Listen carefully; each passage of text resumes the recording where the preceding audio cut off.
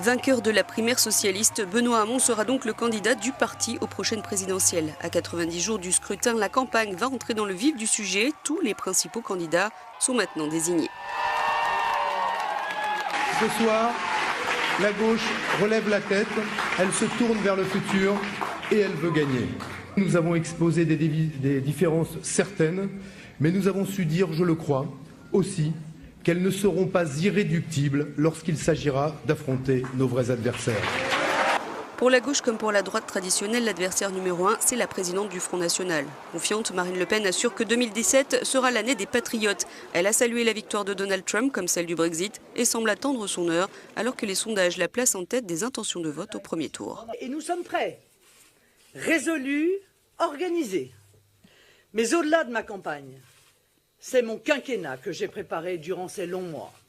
À sa gauche, mais à droite, celui qui a évincé lors de la primaire de novembre les éléphants du Parti républicain, François Fillon, est dans une mauvaise passe. Le monsieur propre se voit éclaboussé par un scandale touchant sa femme. Il lui faudra surmonter l'épreuve pour que son message politique soit à nouveau audible. Face au camp de l'anesthésie, je suis le candidat du travail et du pouvoir d'achat, parce qu'un pays qui travaille plus gagne plus.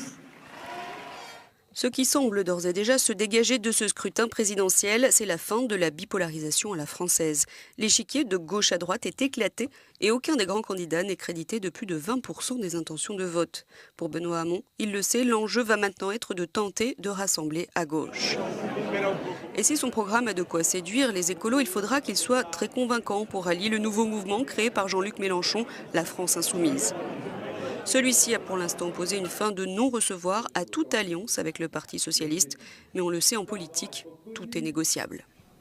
Dans tous ces aspects, il faut pouvoir être dépassé. Bonjour à tous! En revanche, lui, c'est certain, ne négociera pas. Et personne n'a pour l'heure évoqué l'idée d'une alliance avec lui. Emmanuel Macron, ex du Parti socialiste, créateur du mouvement En Marche, a beau avoir trahi les siens, il pourrait rallier une partie d'entre eux qui ne se reconnaissent pas dans la gauche très sociale de Benoît Hamon. Bref, à 3 mois des élections, tout est ouvert.